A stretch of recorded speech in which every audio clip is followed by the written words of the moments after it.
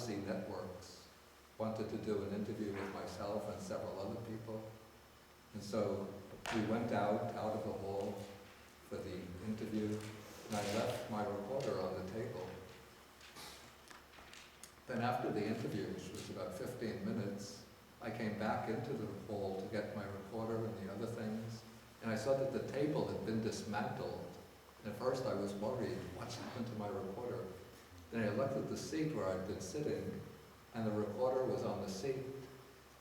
And so then I took it, I put it in my bag, and then this other monk, Bhante Buddharakkhita, told me that when I had gone out, he took my recorder and put it on my seat. So I was confident I had my recorder. The next day I wanted to record some talks, and I turned on the recorder, and I got the message, card full. And I thought, that was very thoughtless of me not to check the amount of space on my card before leaving for Copenhagen. And so I didn't try to use the recorder during the rest of the trip. And when I got back to the US, I wanted to clear up some space off the card by copying files into my computer. And so I hooked up this recorder to the computer and opened the directory. And I saw that some of the folders that I had were missing. In fact, all of them were missing. There were different folders. Then I played some of the files. A couple of them were in French. And I thought I must have turned on the machine while some people were speaking in French. So I deleted 2 of those files. Then I played some of the other files. There was an interview with an Indian Swami that I hadn't recorded, an interview with a monk from Thailand that I hadn't recorded. And I thought, this is very strange. Then I had a brainstorm. Probably an ordinary person would have thought of this more quickly.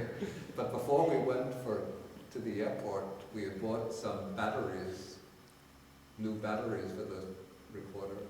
And I looked into the battery case, and the batteries there were of a different brand.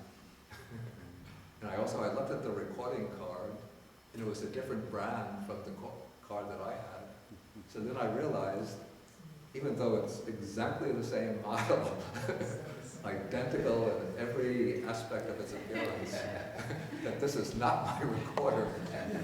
I thought, what to do, how to get my recorder back, which had recordings of maybe about 6 months of talks or teach classes on the Pali of the Pali commentaries, not available anyplace else.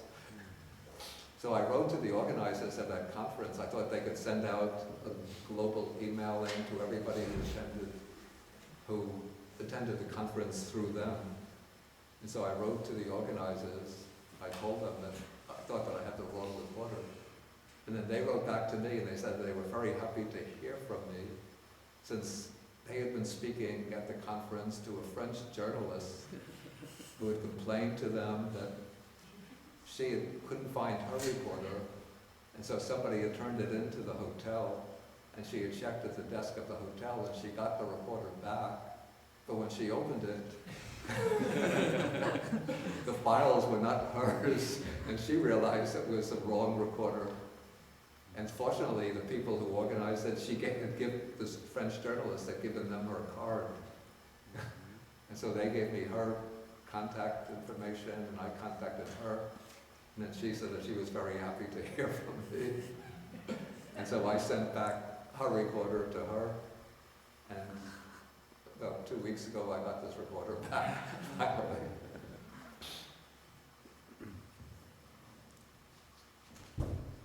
So it's had a long adventure, getting lost in Copenhagen, traveling from Copenhagen to Paris, from Paris to some little town in Normandy. It's done more European travel than I have.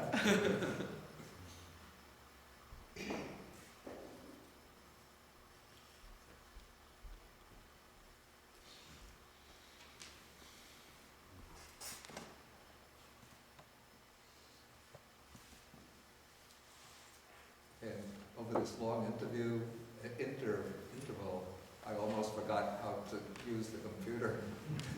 You know, with such a long interval without having classes, I've almost forgotten how to give talks on suttas.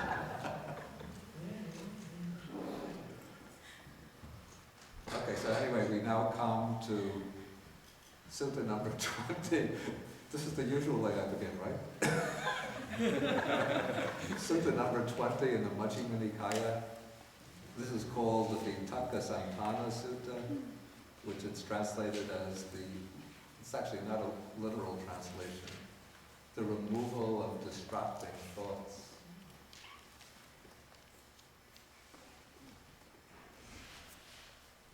The title Vitakkasanthana actually refers to only one of the methods, of the 5 methods to be mentioned in removing distracting thoughts. But for some reason, the compilers of the sutta chose that one method as the title of the sutta. But there's a counterpart to the sutta in the Chinese Majjhima Nikaya, and they give it the title Discourse on the Higher Mind, which seems more appropriate. Okay, so the sutta begins, the Buddha calls the attention of the monks, and then he says that when a monk is pursuing the higher mind, from time to time, he should give attention to 5, what's translated here as 5 signs. Okay, we have 2 expressions, 2 key expressions here.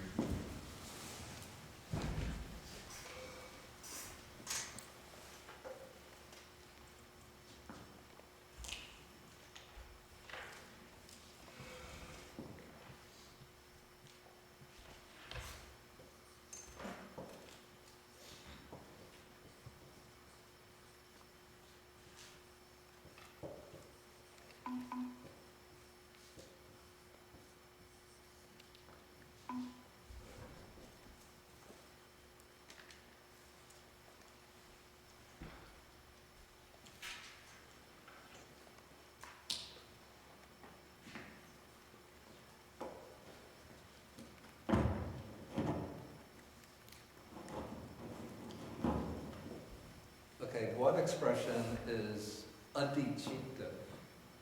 Now, the word citta is what's normally translated as mind. So any aspect of our mind, thinking, emotions, volition, and so on, falls within the scope of citta. But when it has this prefix, adi, which sometimes has the sense, sometimes it gives the sense of superior, higher, excellent, to form this compound, or to form this expression, adicitta, this has the meaning of the higher mind or superior mind. And this refers to the mind of samadhi, the mind of deep concentration. And so, just by being born as human beings, we all have citta, the mind that is the center of our being, and it's always present to us. But the adicitta, the higher mind, the excellent mind, this is something that we have to develop. It's not our natural birthright. And so what the Buddha, one of the areas that the Buddha teaches is the methodology for developing adicitta, for developing the higher mind. And this is done through the practice of what we call meditation, particularly samatha meditation. The meditation aimed at serenity, tranquility.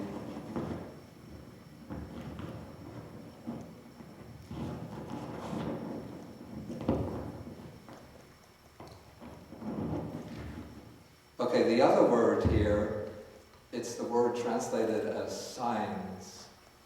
The Pali word is nimitta. I'm not sure that signs is such a good translation, because a sign, we usually think of it as, when you come to Chuang Monastery, the sign says entrance, or you see a road sign one way.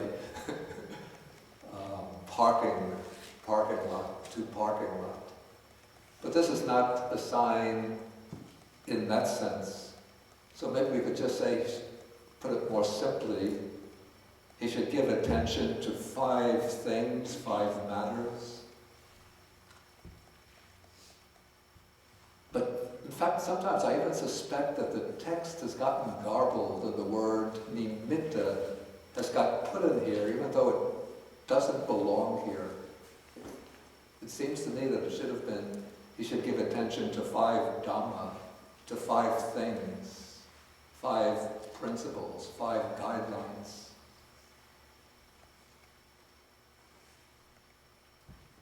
Okay, so now the Buddha is going to explain these 5 ways of training the mind when the mind gets distracted from its meditation object by some kind of distracting thoughts, unwholesome thoughts. Okay, so first the Buddha says here, when a monk is giving attention to some sign, here the word again is nimitta. And in this place, the word nimitta seems appropriate, except that the translation sign might not be the clearest rendering. Here nimitta could be perhaps better rendered as object or theme or topic of meditation. So when the monk is giving attention to some object of meditation, and owing to that object, there arise in him evil, unwholesome thoughts connected with desire, connected with hatred, connected with delusion. Then he should give attention to some other sign or some other object connected with what is wholesome.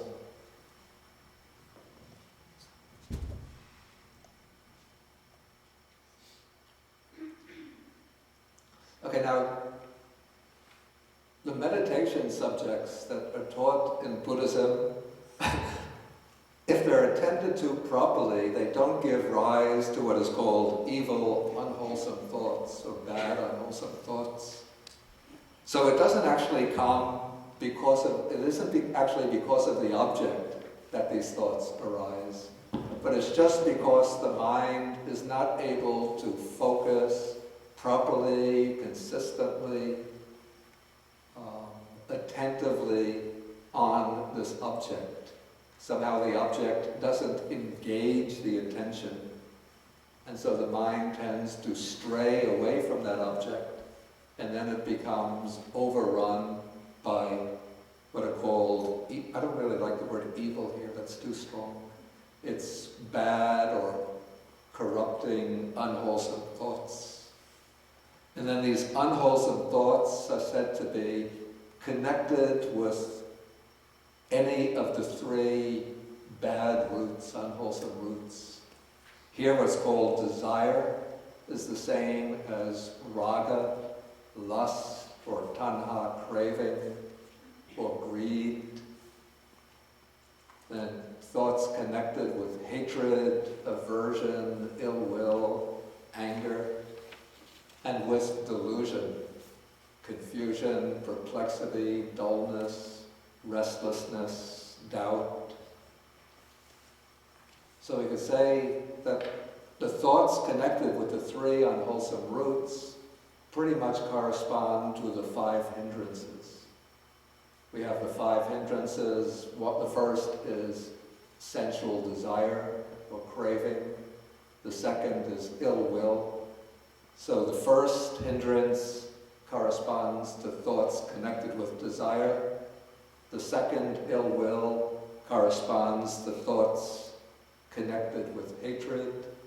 And then thoughts connected with delusion will cover the other 3 hindrances. The mind, which is overrun by dullness and drowsiness. The mind, which is overrun by restlessness or agitation, and the mind which is bogged down or tied down by doubt and perplexity. Okay, so then the Buddha is recommending, it seems, as the first remedy, he says, then he should give attention to some other sign or to some other object connected with what is wholesome. Okay, then he says, when he, that's the meditator, gives attention to some other object connected with what is wholesome, then any bad, unwholesome thoughts connected with desire, with hatred, and with delusion are abandoned in him and subside. Then with the abandoning of these thoughts, his mind becomes steady internally, it quiets down, it becomes unified, brought to singleness, and concentrated. The verb here is samadhiyati, which is related to the noun samadhi. So the mind is able to enter into samadhi. Then the Buddha uses a simile to illustrate this.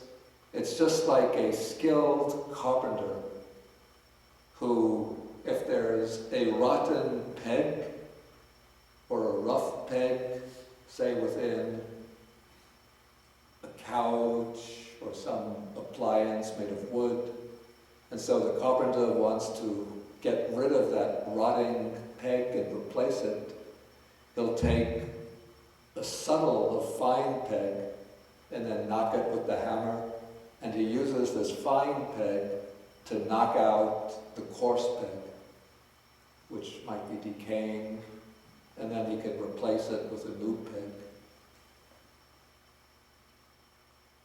And so he uses the fine peg to extract the coarse peg.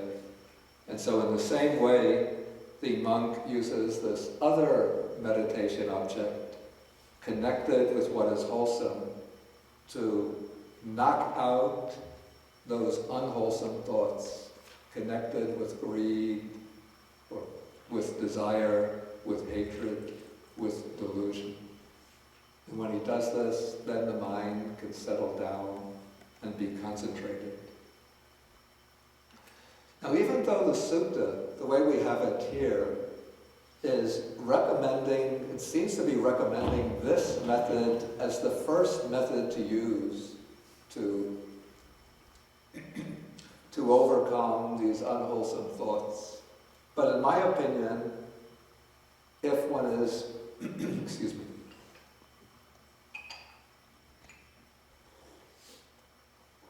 I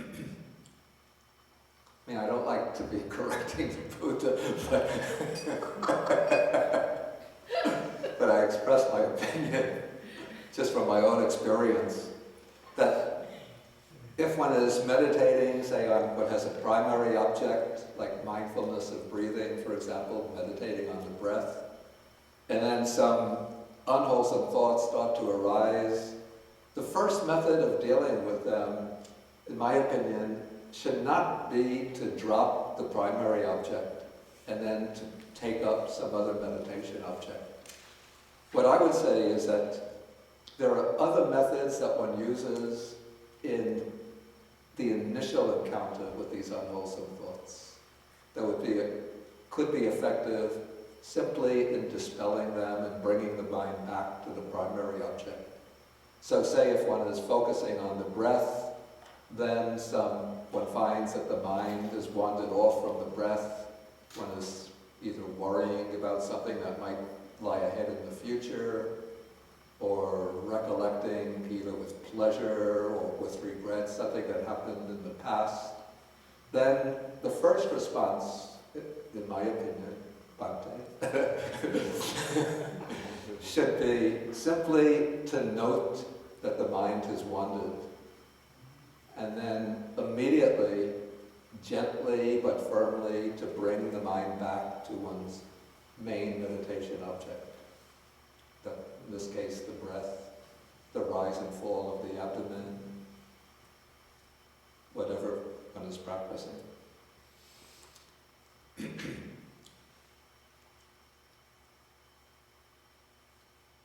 that doesn't work, then what I would say in the second instance is to try not to pay attention to those thoughts, those distracting thoughts, and again bring the mind back to the primary object, without giving too much attention to those distracting thoughts.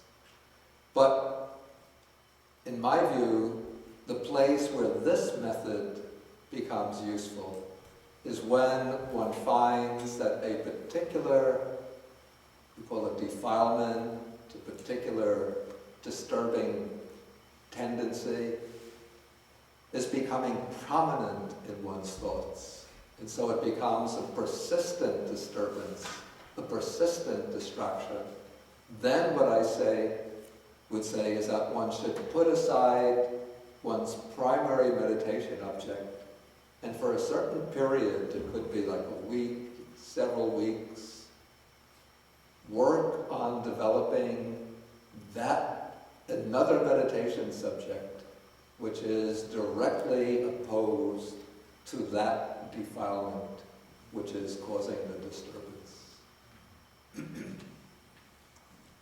And so within the Buddhist commentaries, actually this goes back to the suttas themselves, the Buddha explains some of the specific meditation subjects that are designed to be antidotes to particular mental defilements. And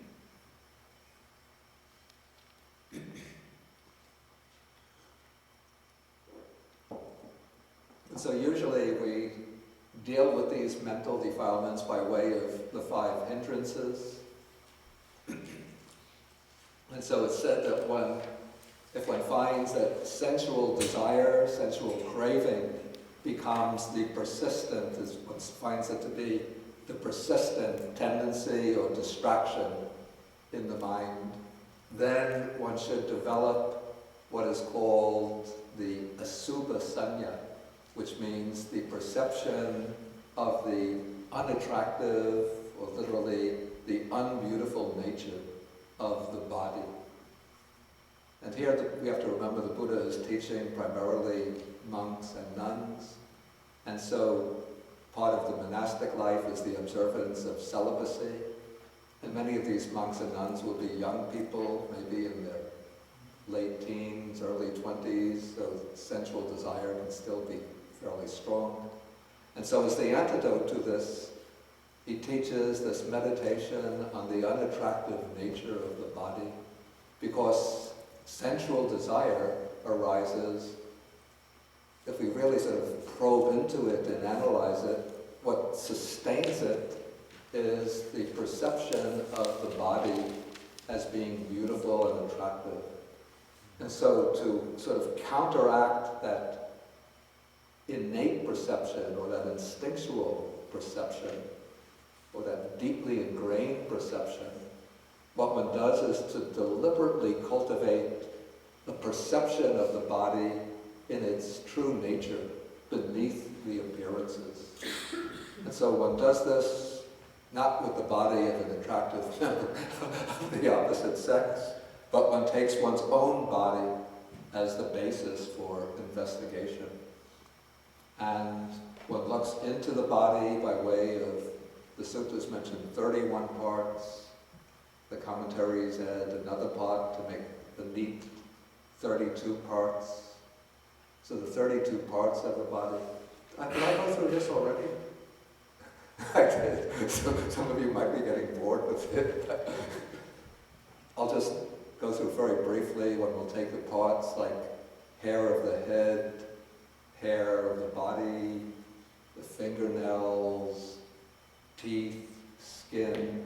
So those are the outer parts of the body. Then one sort of cuts away or removes the outer parts, and one looks at the muscles,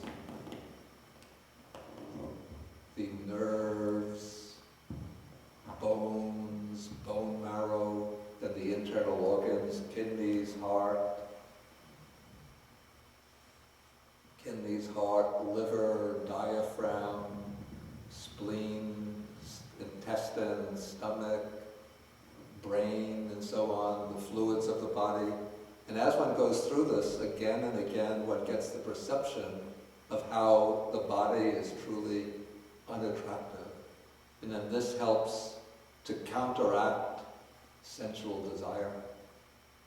Initially, one begins with many objects, like 32 parts, but as one develops the meditation, one can just narrow it down to a few parts that are particularly prominent in one's perception. For example, one can just take skin, flesh, bones, blood. Then go back, blood, bones, flesh, skin. Okay, so this, when one practices it repeatedly, it doesn't mean that one is trying to cultivate a disgust or an aversion towards the body, but rather a realistic perception of what the body is like beneath the attractive appearance. Like sometimes I think even on the internet, maybe if you search through Google, I vaguely recall seeing this some time ago, they had photos of like top star Hollywood actresses just after they've woken up in the morning before they've put on their makeup. So you don't even have to focus on things like the heart, lungs, liver, and spleen, but just what does the face look like before the makeup goes on.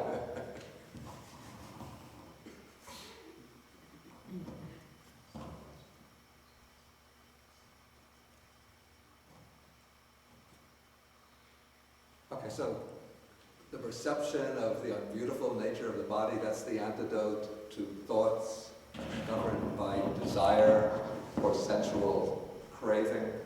Then the antidote to hatred, ill will, is loving kindness or compassion.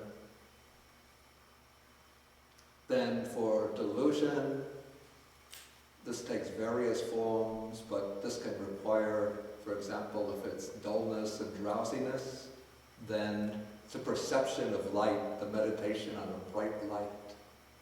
But never stare at the sun to get the image of the light. Better to use either the full moon or just to get an imaginary mental image of the sun or the light of an electric light. Just to get a bright light and focus on that bright light to the point that floods the mind with light, and then that dullness and drowsiness disappears. And if there's a lot of restlessness, then the specific antidote is said to be mindfulness of breathing. And if one is having trouble focusing on the breath, then what one could do is the exercise of counting the breaths. So count the breaths from one, for example, in-breath 1, out-breath 1, in-breath 2, out-breath 2, up until 10. Then one could go down from 10 to 1, 1 to 10, 10 to 1. If one loses track of the count, then just go back to 1 and start over. Okay, so these are some of the methods that are recommended for dealing with these distracting thoughts rooted in desire, hate, and delusion. And we'll come to, maybe anybody have any questions at this point about this method?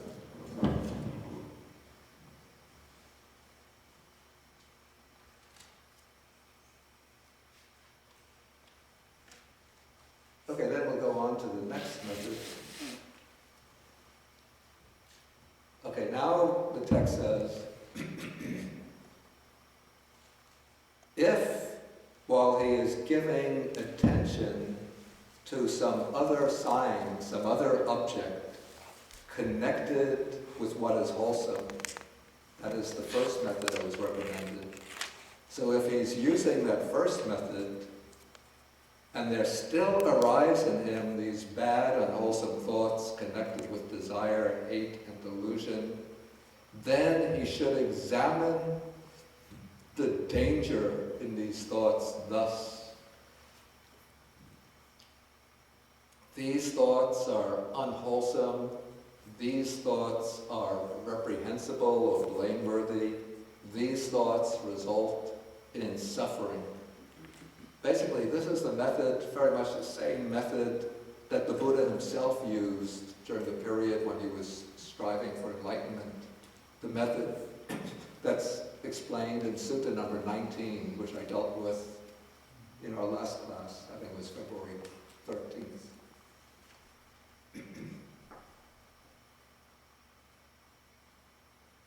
No, it was February, the last class was February 6th, about a month ago, February 6th.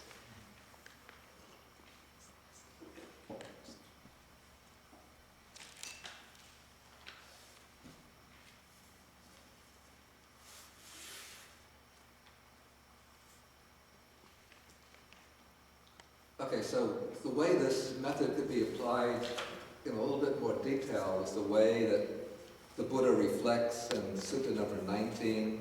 One considers that these thoughts lead to my own affliction. They lead to the affliction of others. They lead to the affliction of both. They obstruct wisdom, they cause difficulties, and they lead away from Nibbana.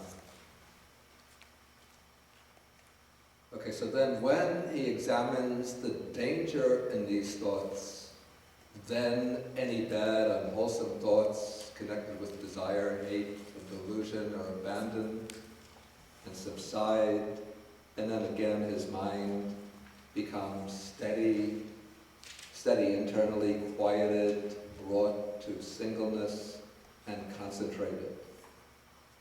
Then the text uses a rather, say, a startling simile to illustrate this. We have here a young man or a young woman who's fond of ornaments, and then somebody ties the carcass of a snake or a dog or a human being, probably bodily part of a human being. Okay, ties this bodily part around their neck, say, and then they would be horrified, humiliated, and disgusted by this. Sounds like something from one of these horror movies. Yeah. And so in the same way, when these thoughts arise, then one develops a kind of revulsion to those thoughts. And one becomes sort of horrified to know that one is thinking them. And in this way, one abandons those thoughts. I have to say, I'm not so sure that I would normally advise this method, because it creates, maybe there's a tendency to create too much of an inner division within oneself. So I would actually put this method way down towards the end, maybe even grouping it under the last method, because it creates this kind of what I call a forceful inner division. And I think it's wisest to proceed in gentler ways at the outset, ways that don't create a sense of enmity or conflict between oneself and one's thoughts, but one can recognize the thoughts as being just sort of part of one's being, part of one's nature, things that arise naturally. And sometimes, if one is practicing meditation intensively for a long period, sometimes the strangest and most bizarre thoughts can arise in the mind. So we all have within us maybe the serial killer, the autocratic tyrant who orders his subordinates to be taken out to the field and shot, the rapist, the seductress. All of these are, just deeply ingrained tendencies in the mind. And when one goes pressing on the mind through intensive meditation, thoughts like this can come bubbling up. And so if one is always labeling them as being horrifying, humiliating, disgusting, repulsive, then one will become get this feeling of enmity towards oneself. So what I recommend as a gentler approach is not to surrender to these thoughts, of course, not to go out into the field and start kidnapping children.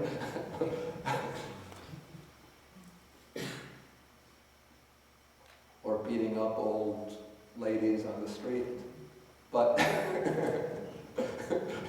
just watch the thought, recognize this is part of human nature, and just let the thought arise and pass away.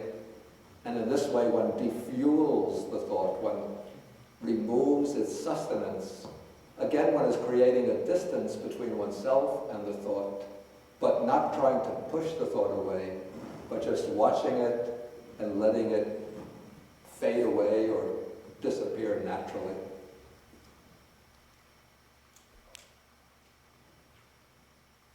Okay, so now I'll move on to the third method. Actually, the third method seems to be closer to what I've just described. Okay, if while he is examining the danger of those thoughts, there still arise in him evil or bad, unwholesome thoughts connected with desire, with hatred, with delusion, then he should try to forget those thoughts and should not give attention to them. This is what I actually recommend as the first method when, in my scheme, maybe I'll set myself up as a new Buddha.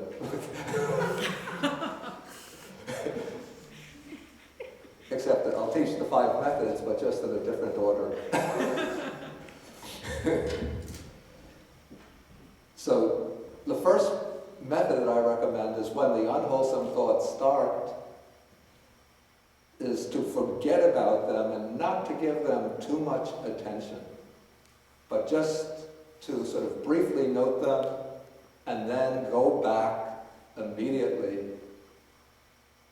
gently, not forcefully, not with agitation, but to go back softly and gently to one's primary object, be it the breath, rise and fall of the abdomen, bodily sensations, loving kindness meditation, whatever it might be.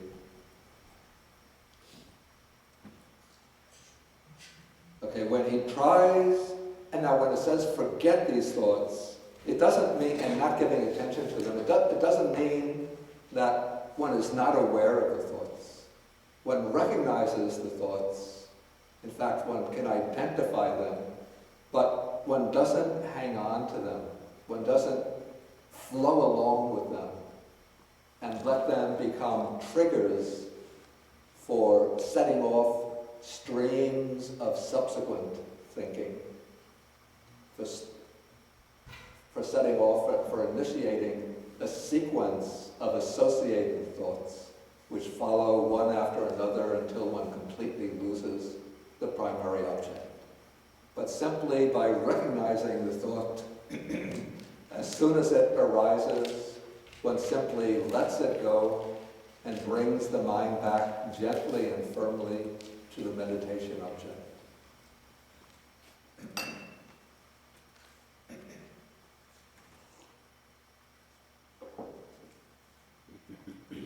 Okay, when he tries to forget those thoughts and does not give attention to them, then these bad, unwholesome thoughts connected with desire, hate, and delusion are abandoned and they subside, and then his mind comes to this steady, quieted, unified, and concentrated.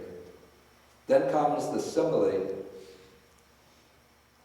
Just as a man with good eyes who did not want to see forms that had come within range of his sight would either shut his eyes or look away,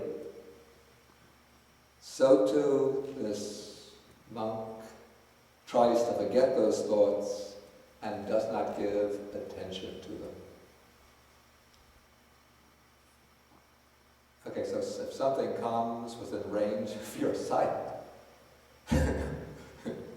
maybe person wants to avoid on the other side of the street, and you don't want to catch his attention since he always maybe will stop you and start gossiping and waste a lot of your time. So you just, if you notice him, you just keep your eyes focused straight ahead, and this way the person won't pay attention to you.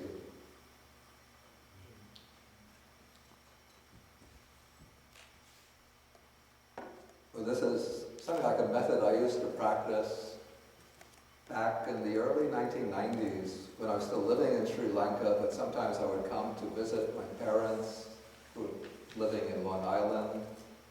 And nowadays people are very, very tolerant. I never hear anybody sort of yell at me, scream at me, ridicule me for walking in the streets wearing monk's robes. But even in those days, the early 1990s, 1991, 93, whenever I would go walking on the larger roads, it's not the people on the street. People on the street always keep quiet. Maybe they talk to usually keep quiet. Usually they talk to each other. But it's the people driving by in cars who shout out the window. What are you, a guy or a dame? Why don't you dress like a normal person? What are you, some kind of freak? Or sometimes they don't even shout intelligible words, but it would just be some kind of shout like, yeah! And sort of the trick is, what they're trying to do is to get you, in this case me, to look up and face them. If I look up and face them, they win. It's sort of, they're not aware of it, but that's the underlying psychological game. So I found how to defeat them in this game is just, when I go for the walk down that busy street, just keep my attention on the touch sensation of my feet hitting the ground. So be aware of left foot, right foot, left foot, right foot. And then if anybody drives by and shouts, still keep the attention on the feet. Don't look up, and then they lose. Because they've shouted some offensive words or some nonsense words, and they didn't attract my attention, so they become foolish.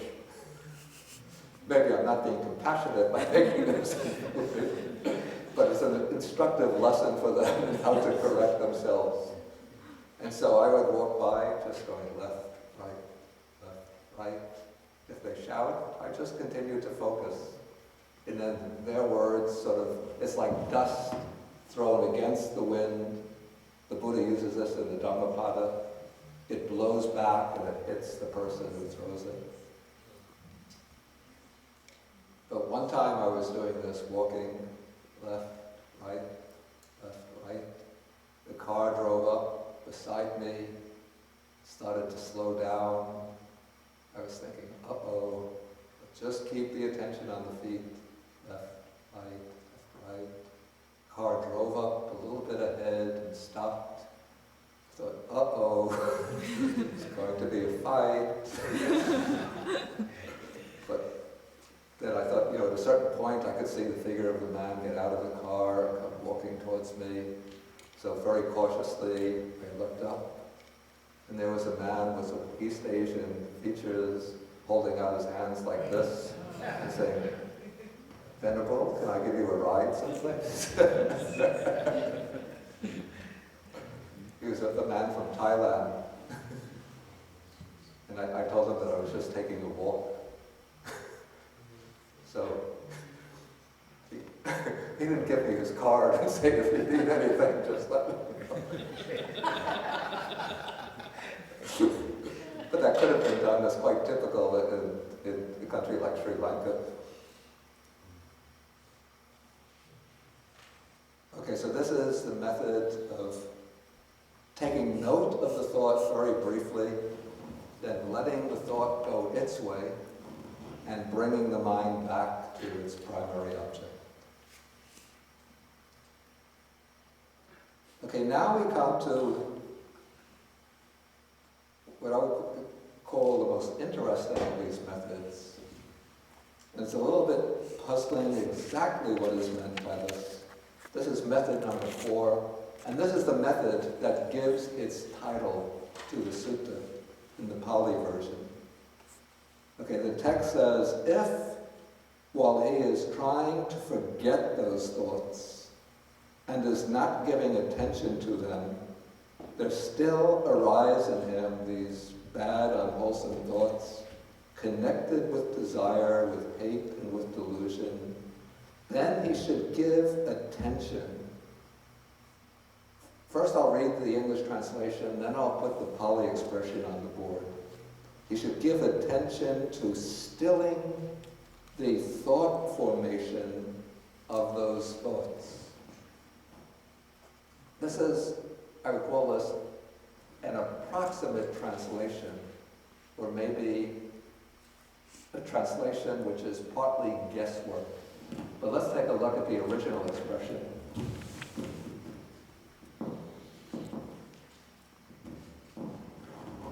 So tie down to my own meditation object here.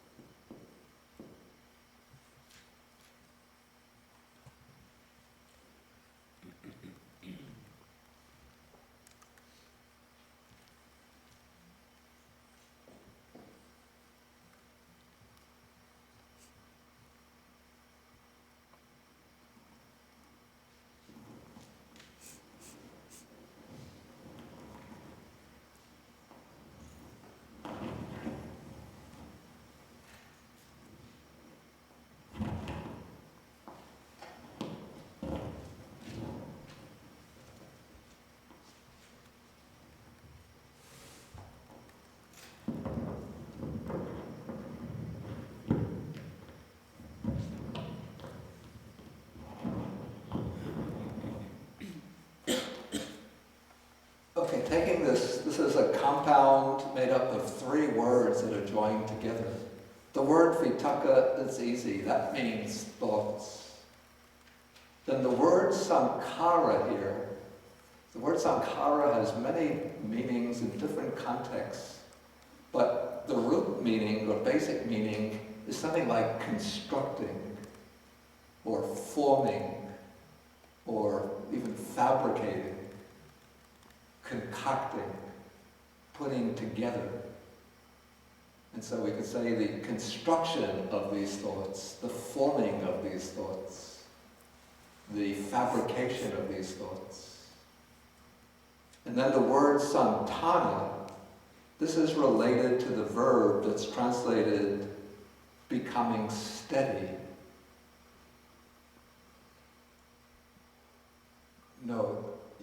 Becoming steady, or we could say stilling, causing to stand still, causing to stop. And so we could say that, putting this whole expression together, that the method is stilling the construction or fabrication or activation of these thoughts. And then to find out what is meant here, we'll just continue on till we come to the simile and see if we could apply the simile to the actual situation of training one's mind. Okay, when he gives attention to stilling the thought formation of those thoughts, then any bad, unwholesome thoughts connected with desire, with hate, with delusion, are abandoned in him and subside. And then his mind becomes steadied internally, quieted, brought to singleness and concentrated. Okay, now the simile. Okay, we have a man who's walking fast. And somehow implicit is the idea that this man who's walking fast, he's not trying to meet a deadline to get to the office on time, but he's actually trying to find a very peaceful and quiet situation. But he's walking fast. Then he asks himself, why am I walking fast? Let me walk slowly. Then he starts walking slowly. Then he asks himself, why am I walking slowly? Let me stand still. So then he stands still. Then he says, why am I standing still? Let me sit down. He sits down. Why am I sitting down? Let me lie down. Wow, it sounds like a perfect description of me. A lazy person. Then I ask myself, why am I just lying down? Let me fall asleep. Then when the alarm goes off, why should I wake up? Let's sleep 2 more hours.